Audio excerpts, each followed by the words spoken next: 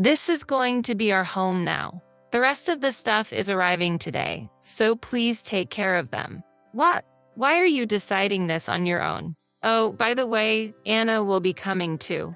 Please welcome her. I had noticed that they had started coming over more often since we moved into the high-rise condo, but I never expected such bold actions.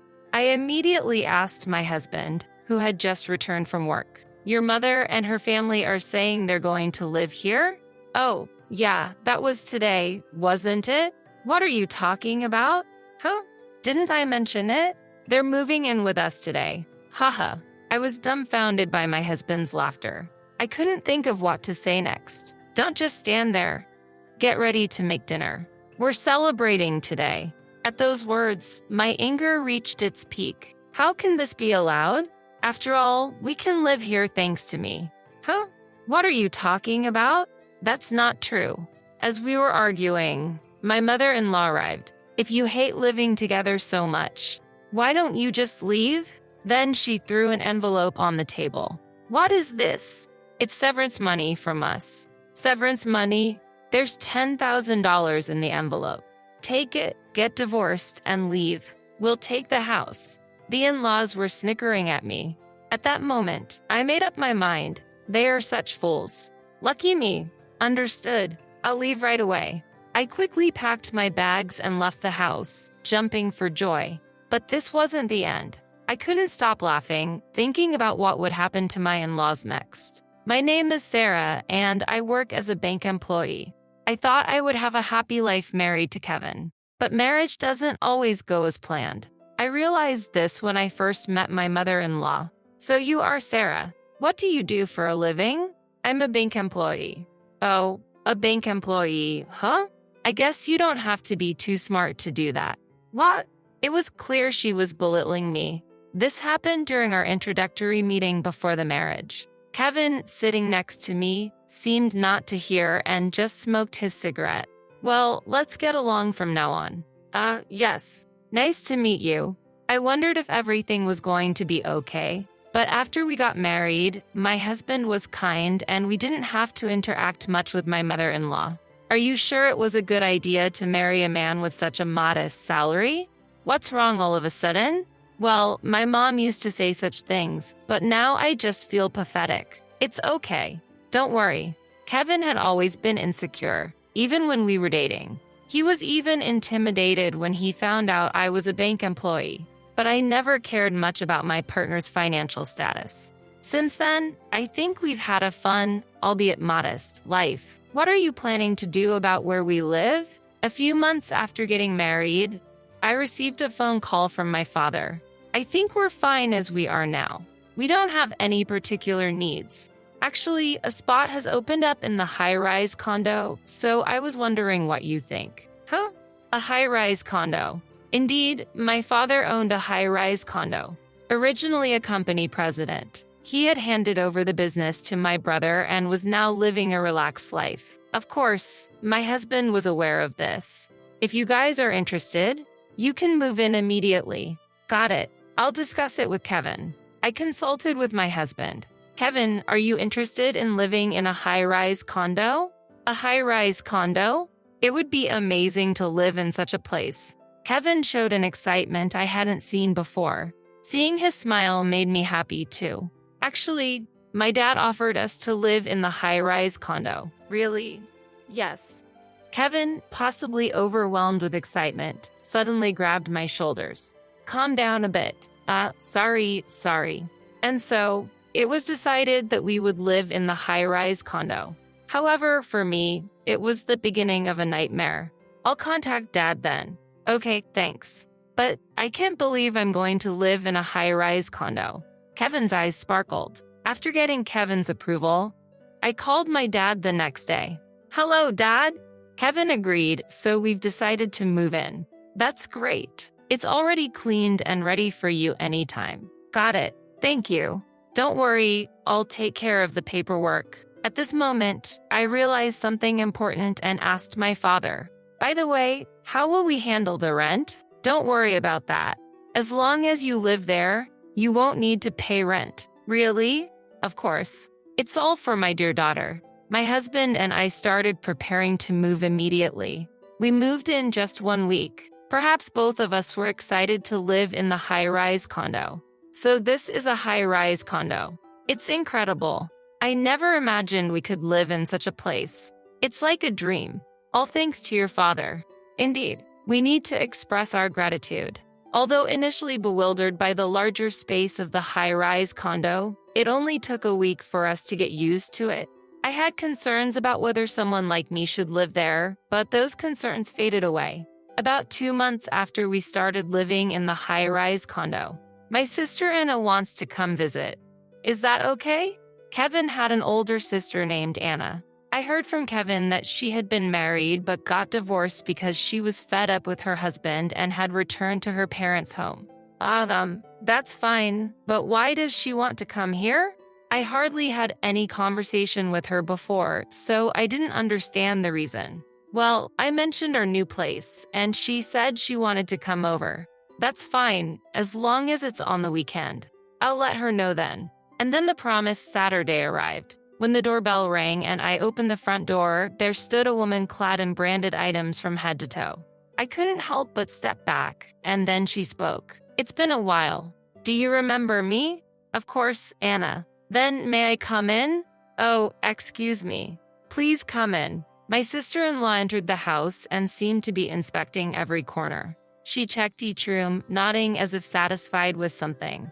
Is there something that concerns you? I was just admiring the house. Ordinary people can't live in such a place, right? It's all thanks to my father. Then we moved to the living room and had a casual chat. During our pleasant conversation, my sister-in-law suddenly made a condescending remark. At that time, I didn't understand why that was happening. It must be nice to be you, Sarah. Don't you think so, Kevin? I don't really. But this house is all thanks to your father-in-law, right? I wondered why she said that and timidly asked for a reason. Did I do something wrong? Not at all. It's just that our family wasn't wealthy. I knew from Kevin that his father had passed away when they were in middle school. Since then, they have faced many hardships. That made me think she might be jealous of me. That could be why she was dressed in all those branded items. Well, I'll be going now. I'll visit again soon. Take care. Okay. For about 2 hours, the conversation mostly revolved around their hardships and how fortunate I was. During that time, Kevin hardly joined in the conversation and just silently listened to his sister. I'm sorry. My sister is like that. I kind of figured. I'll make sure to warn her next time. Kevin promised, but less than a month later, she visited us again. And this time, she wasn't alone. Sorry for intruding. She barged in and plopped down on the sofa. Today, I brought our mom along, but the door was locked. Oh, Kevin gave me a spare key. What? I wanted to ask Kevin about it immediately, but he was out and unavailable. I had a bad feeling this could lead to trouble. And then the most troublesome person spoke up. It's not that big of a deal. What's the problem with having a spare key? The issue is that I wasn't informed about it. Maybe Kevin doesn't trust you? I think so too. With the two of them against me, it seemed hopeless. From that day on, my life turned completely different from before. When I returned home from work, I found my sister-in-law and my mother-in-law in the house. Moreover, they had helped themselves to the food in the fridge and moved things around the rooms without asking. This isn't right, don't you think? Even if I say something, the two of them won't listen. So, maybe it's best to just let them do what they want. I can't stand living like this. Please talk to them. I was quite frustrated. Frustrated with my husband for doing nothing and with myself for being powerless. Okay, I'll talk to them. Will you be there with me? If you're going to speak up properly, then I don't mind. My husband, as usual, confronted the two when they came over. However, they didn't pay any attention. Sarah must have instigated this, right? Come on, Kevin, be more assertive. That's right. You're the head of the household. You should have your own opinions. Then my husband seemed to be contemplating something, looking down. Don't say weird things. Please leave. When I said this to the two, my husband unexpectedly turned against me. You're the one who should be quiet. What?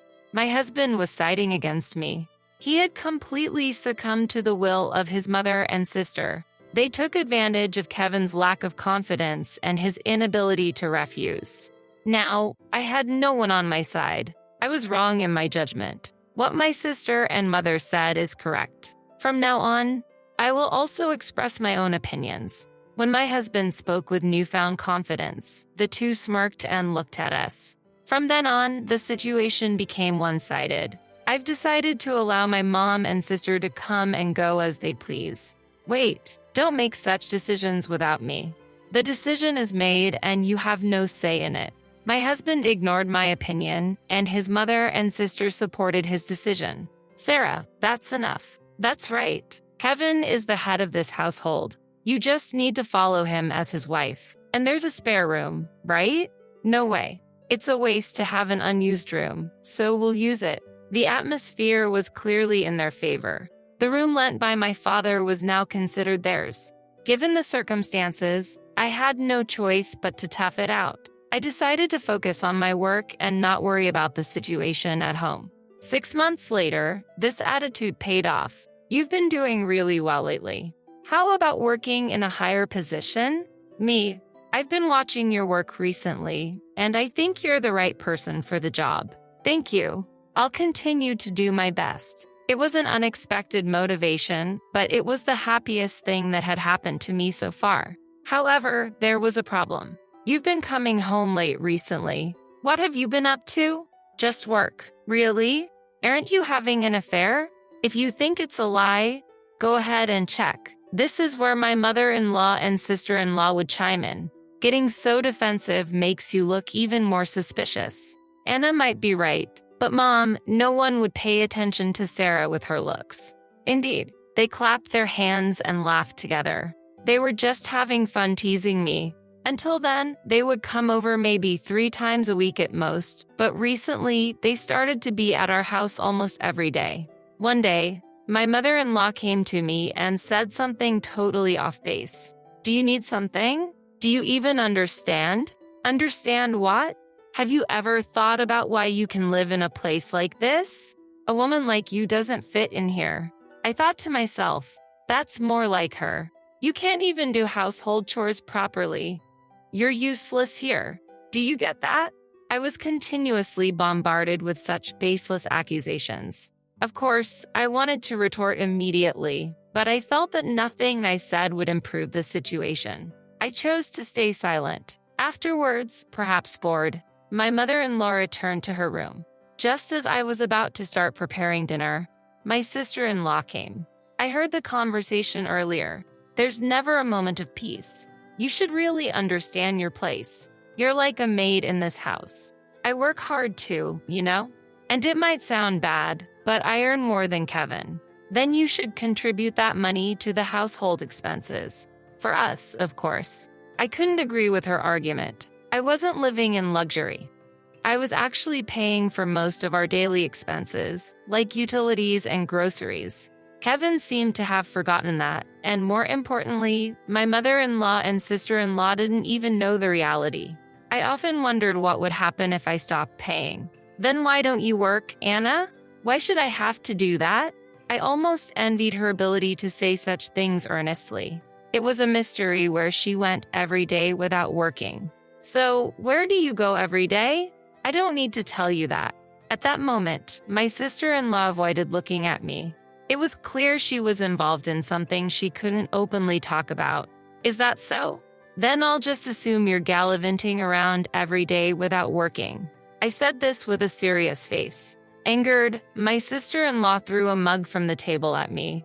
It didn't hit me, but the mug shattered into pieces. Why did you dodge? That was my favorite cup. Since it's your fault, clean it up. I silently began cleaning up a broken cup while she stood by, watching and laughing. I thought about throwing the shards back at her, but I refrained. You're in the way standing there. What? I'm just watching. After cleaning up in a few minutes, I tried to leave, but my sister-in-law interjected again. Remember, if you say something weird next time, it'll be much worse. I understand. I'll be careful. Inside, I didn't mean it. Watching my sister-in-law's satisfied departure, I complained in my mind, "Don't get too cocky. You'll get what's coming to you soon." Then one day, as usual, when I returned home from shopping, the house was noisy. Entering the house, I was met with a multitude of cardboard boxes everywhere. My mother-in-law was bustling around. "What are you doing?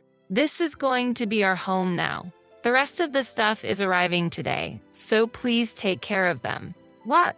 Why are you deciding this on your own? Oh, by the way, Anna will be coming too.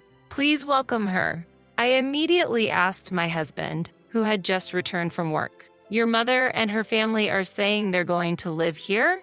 "Oh, yeah, that was today, wasn't it? What are you talking about?" "Huh? Didn't I mention it? They're moving in with us today." I was dumbfounded by my husband's laughter. I couldn't think of what to say next. "Don't just stand there. Get ready to make dinner. We're celebrating today." At those words, my anger reached its peak. How can this be allowed? After all, we can live here thanks to me. Huh? What are you talking about? That's not true. Are you serious? Serious? But you're just obeying everything your family says. What did you say? Say that again. My husband raised his hand towards me. At that moment, it wasn't fear I felt, but disbelief at how my husband, who used to be so unassertive, could change to this extent. "Going to hit me? Try if you dare." Then, my husband slowly lowered his arm. Apparently, my words intimidated him, and he calmed down a bit. But then, he started laughing, recalling something. "What are you laughing at? I just remembered why we got married. You should be thankful that you could marry me." "What are you talking about? You might not know, but I married you because nobody else was interested. Before, I thought we got married out of love. Now, being told this, there's nothing I can do." My husband continued with a shocking revelation. "And it's annoying, but I married you because you earn more than me." "Oh, but that's what Mom told me." I felt nothing but anger towards my laughing husband. "So that was the reason. Since you're married to someone like me, it's only natural for you to contribute to the living expenses. Indeed, ever since we got married, I was the one who always provided the money whenever needed. I never thought you were such a terrible person. That's mutual. You only bring home money, and I never thought you could be so boring." As my husband and I were arguing, my mother-in-law arrived. "If you hate living together so much, why don't you just leave? Why should I have to do that? We don't need someone like you in this place." My sister-in-law agreed. "Sarah is unnecessary. Nothing will change if you're gone." Then, my mother-in-law threw an envelope on the table. "What is this?" "It's severance money from us." "Severance money? There's $10,000 in the envelope. Take it, get divorced, and leave. We'll take the house." Haha. My in-laws were smirking at me. At that moment, I made up my mind. The high-rise condo I was living in was technically in my name, but I was only borrowing it for free from my father. And then I thought of a way to retaliate against them. Such foolish people. This is an opportunity for me. I decided to act immediately. "Understood. I'll leave right away. I thought you would put up more of a fight." Well, that's the kind of woman she was. "Too bad, but I don't want to see your face anymore, so leave quickly." I was planning to do so without you telling me. I quickly packed my bags and left the house, almost dancing with glee. Imagining what would happen to my in-laws next made me unable to stop laughing. I decided to go back to my parents' house to inform my father about the situation. "Why have you come back suddenly?" "I've been kicked out of the house." "Kicked out? How did that happen?" "Well, you see." I explained to my father what had happened that day and the events leading up to it. I could see my father's face turning to anger as I spoke. After I finished, he was angrier than I had ever seen him. "Let's kick them out immediately." But I stopped him. "Wait, Dad, I have a better idea." "What kind of idea?" I shared the plan I had thought of when leaving the house. My father nodded and accepted my suggestion. "That's a brilliant idea, right? This way, it benefits you as well, and I get my revenge. So, you'll take care of it?" "Yes, don't worry." The next day, I contacted my husband immediately. "About the apartment. I have no intention of giving it back. I know. but the ownership is still mine, so I'm thinking of transferring it to you. Then it will truly be yours, right? I see. I don't want to cause you any trouble. I'll handle the paperwork. Is that okay? Okay. I'll leave it to you. All right. I'll also send the divorce papers by mail. Take care. After saying that, I hung up the phone. Just before hanging up, I could sense my husband's joy. A week later, the divorce was finalized, and the paperwork for the high-rise condo was completed. All that was left was to wait. Hey, I got a bill for $6,000. What's the meaning of this? Explain. A month later, my furious husband called. It was hard to suppress my laughter at his reaction. Well, it's a high-rise condo, you know? Did you think you could live there for free? But the rent was free until now, wasn't it? Indeed, when I was there, haha. This is no joke. He was shouting so loudly that I had to pull the phone away from my ear. It was free because I was there, but now that it's yours, you need to pay the rent. We're not going to pay that. You can choose not to, but remember, the owner of the apartment is my father. After a moment of silence, my mother-in-law took the phone. I heard from Kevin what you did. That was unnecessary of you. Unnecessary? I believe what I did was entirely justified. Please don't be mistaken. What an impudent woman you are. It doesn't matter to me. Haha. You shouldn't have given me $10,000 then. I provoked my mother-in-law. I thought I wouldn't have to deal with them anymore. Indeed, my words got to her. We will absolutely not pay. Is that so? That's fine by me. But don't say I didn't warn you if my father decides to sue. My mother-in-law seemed shaken, losing her previous confidence. Aren't you ashamed to rely on your father? Not at all. It's more shameful for someone who tried to manipulate their son to their own ends, don't you think? I can have a reasonable conversation with you, so let's send this. She must have realized she was at a disadvantage because she abruptly hung up the phone. She was just running away. I immediately informed my father about the conversation. I see. Then I need to do something about it for my daughter. I'm counting on you. My former in-laws acted impulsively, thinking only of their convenience, and this was the result. Such a pitiful parent and child. They will face more difficulties from now on.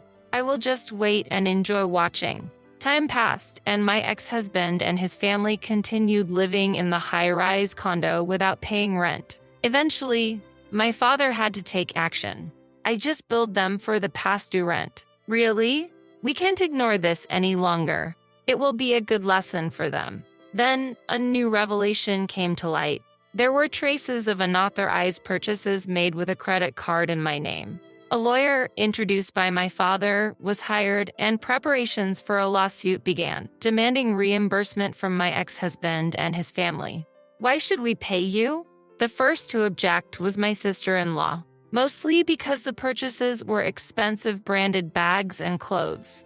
How can you say that after shopping with someone else's money? This is clear theft. It's pathetic to fuss over such trivial matters. Besides, those purchases were made before your divorce, so I think they're invalid. Unfortunately, that logic doesn't apply. You and I are strangers now. I don't care about that.